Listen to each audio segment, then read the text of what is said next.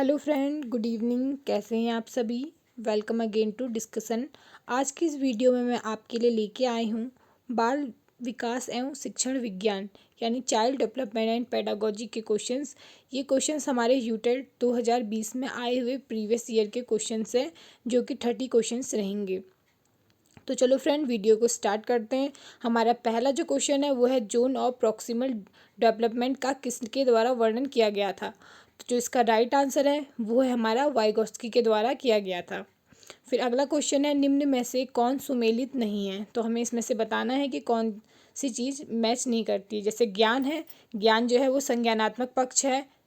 शारीरिक क्षमताएं जो हैं वो मनोगत्यात्मक पक्ष है, लेकिन जो अनुप्रयोग है वो हमारा भावनात्मक पक्ष नहीं है। तो इसलिए अभी यहाँ पे जो इसका राइट आंसर होगा वो सी होगा।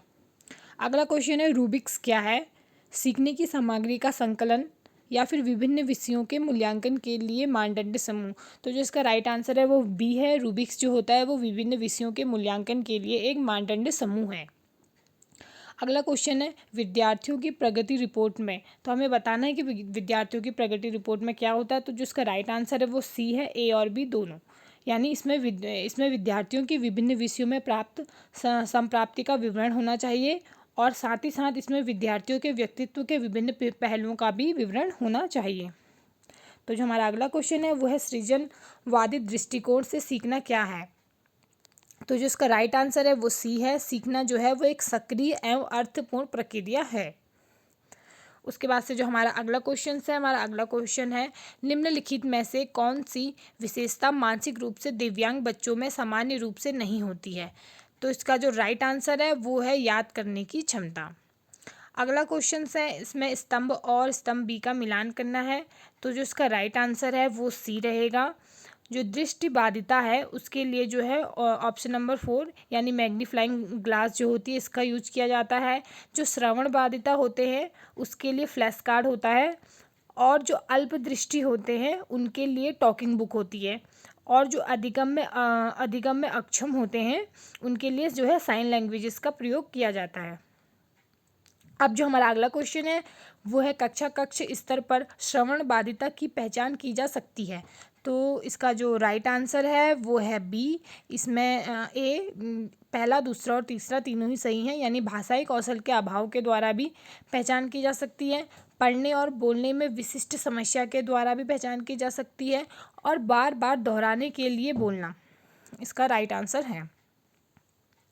उसके बाद से फिर अगला क्वेश्चन जो है वो है डिस्ग्राफिया एक प्रकार की अधिगम अक्षमता है। तो हमें बताना है कि जो डिस्ग्राफिया है वो क्या है। जो डिस्ग्राफिया है वो लिखने की समस्या है। जो लिखने की समस्या होती है उसे डिस्ग्राफिया कहते हैं।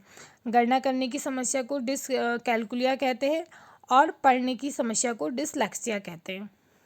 उसके बाद जो अगला क्वेश्चन है वो है बहुसंवेदी उपागम का क्या अर्थ है। तो बहुसंवेदी जो उपागम है उसका अर्थ होता है विभिन्न संवेदी माध्यमों का प्रयोग करना। अगला क्वेश्चन है टास्क एनालिसिस क्या होता है। जो टास्क एनालिसिस होता है उसमें जटिल कार्यों को छोटे प्राप्त करने योग्य चरणों में बांटना इसका राइट आंसर है, यानी बी वाला। अगला क्वेश्चन है एक अध्यापक के रूप में लड़कियों की सकारात्मक छवि को उजागर करने के लिए क्या करना चाहिए। तो जो इसका राइट आंसर है वो बी है, यानी उपरोक्त सभी उनकी क्षमताओं को हमें उजागर करना चाहिए।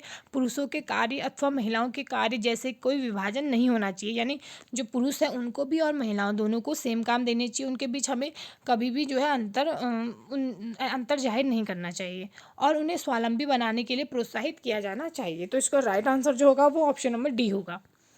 अगला क्वेश्चन है मैस्लो के सिद्धांत के द्वारा आवश्यकताओं का क्रम है। तो हमें इसका आवश्यकताओं का राइट क्रम बताना है क्या क्या होता है। तो इसमें जो सबसे पहला होता है वो शारीरिक ही होता है, क्योंकि जब हमारी फिजिकल नीड्स पूरी होंगी जैसे रोटी, कपड़ा, मकान, तो उसके बाद से फिर हम इसमें अगले चरण के बारे में सोचेंगे जो कि हमारा सुरक्षा होती है। जब हमारी सुरक्षा भी मिल जाएगी तो उसके बाद से फिर हमें प्रेम और अपनत्व चाहिए होता है, और उसके बाद जो चौथा है फिर हम अपने आत्मसम्मान के लिए सोचते हैं, और अंत में आत्मसिद्धि जो होती है वो इसमें आता है। उसके बाद से जो अगला क्वेश्चन है हमारा अगला क्वेश्चन है क्वेश्चन नंबर 15 दृश्य बिंब एवं प्रतिरूप निर्माण का कौशल कहलाता है। तो हमें बताना है कि जो दृश्य बिंब और प्रतिरूप निर्माण का कौशल है वो क्या कहलाता है। तो जो इसका राइट आंसर है वो है देसिक या स्थानिक बुद्धि कहलाता है। उसके बाद जिन लोगों का IQ लेवल 90 से 109 के रेंज के मध्य होता है, उनकी बुद्धि कैसी होती है, उनकी जो बुद्धि होती है वो औसतन बुद्धि हो, हमारे एवरेज इंटेलिजेंस में आते हैं। उसके बाद से अगला क्वेश्चन है, सांवेगिक बुद्धि अनेक कौशलों का एक समुच्चय है जिसके अंतर्गत आता है। तो हमें बताना है कि सांवेगिक बुद्धि के अंदर क्या क्या आता है। तो जिसका राइट आंसर है वो सी है। इसमें परिशुद्ध मूल्यांकन भी आता है और प्रकटीकरण भी आता है, संवेगों का नियमन भी आता है। उसके बाद से जो हमारा अगला क्वेश्चन है, इसमें कथन दे रखा है और उसका प्रभाव दिया है। तो हमें बताना है कि दोनों बातें सत्य है या फिर क्या है। तो इसमें जो कथन है उसमें है, शोध अध्ययनों के द्वारा यह पुष्ट किया गया है कि टीवी के कार्यक्रम आकर्षक होते हैं, इसलिए बच्चे अपना बहुत अधिक समय उन्हें देखने में व्यतीत करते हैं। तो यहाँ पे हमें पता है कि जैसा जो कथन दिया गया है, कथन तो सही है। फिर अब हम इसके प्रभाव के बारे में पढ़ेंगे। प्रभाव यह है कि यह उनकी पढ़ने लिखने की आदत तथा बाह्य गतिविधियों में कमी लाता है, जैसे खेलना कूदना।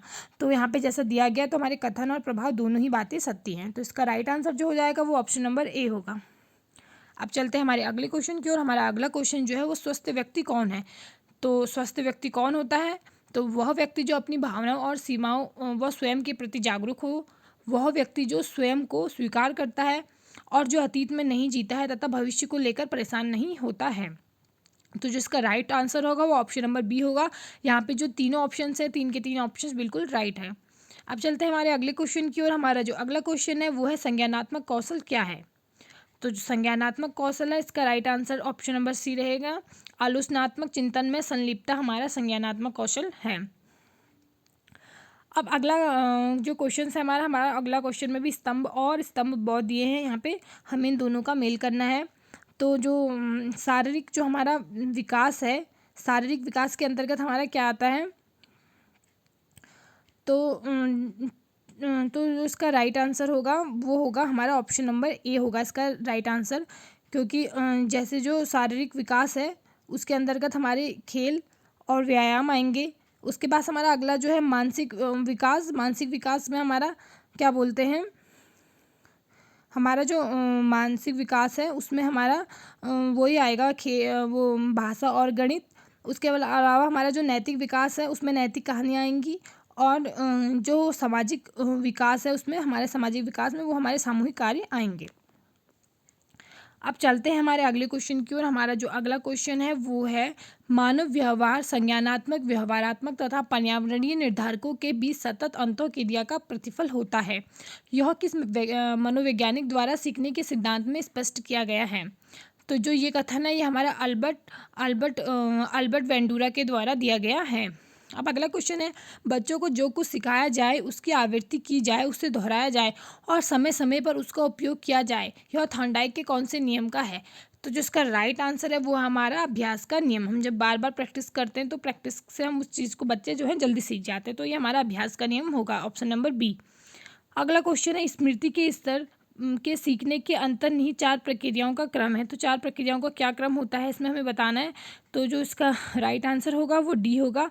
पहले प्रत्यक्षीकरण होता है, उसके बाद से हम धारणा बनाते हैं उसके प्रति, फिर प्रत्यास्मरण होता है और लास्ट में जो है उसकी पहचान की जाती है कि वो क्या है करके।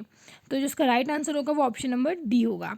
अब चलते हैं हमारे अगले क्वेश्चन की ओर। हमारा अगला क्वेश्चन है, शिक्षार्थियों से संबंधित शिक्षण अधिगम प्रक्रिया को प्रभावित करने वाले कारक हैं।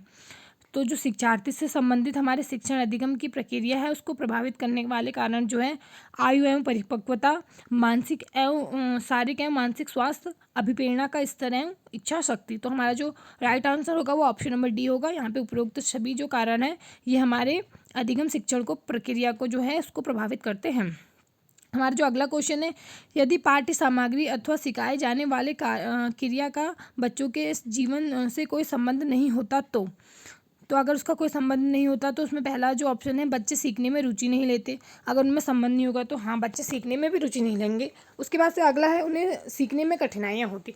तो जो हमारा राइट आंसर है वो ऑप्शन नंबर सी है। यहाँ पे ऑप्शन ए और ऑप्शन बी दोनों ही इसके राइट आंसर होंगे।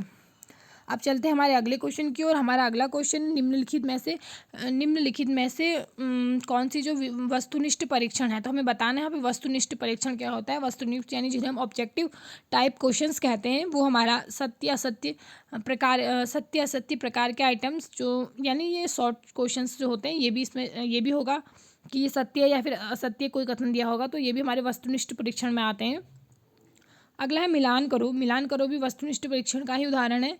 और बहुविकल्पी यानी मल्टी चॉइस, इसमें क्या होता है, 4 ऑप्शंस दिए होते हैं, मल्टीपल चॉइस होती है, जो राइट आंसर होता है हमें उसे चूज करना होता है। तो यहाँ पे उपरोक्त सभी इसका राइट आंसर होगा। अगला क्वेश्चन है, भारत में स्वतंत्रता संघर्ष पर एक निबंध लिखिए। यह उदाहरण किस चीज़ का है? तो जो ये उदाहरण है ये विस्तारित लघु उत्तरीय नहीं, ये विस्तारित उत्तरीय निबंध प्रश्न है। विस्तारित है मतलब विस्तारित है क्योंकि इसमें जो है पूरी स्वतंत्रता दी जाती है कि हम उसके बारे में खुल के अपने जो है निबंध को दें। तो उसका right answer option number A होगा। अब जो अगला क्वेश्चन है, भारत, नई दिल्ली, यूके डैश, तो यह किस प्रकार का उदाहरण है? ये जो उदाहरण है हमारे, ये सादृश्यता पर आधारित प्रश्नों का उदाहरण है।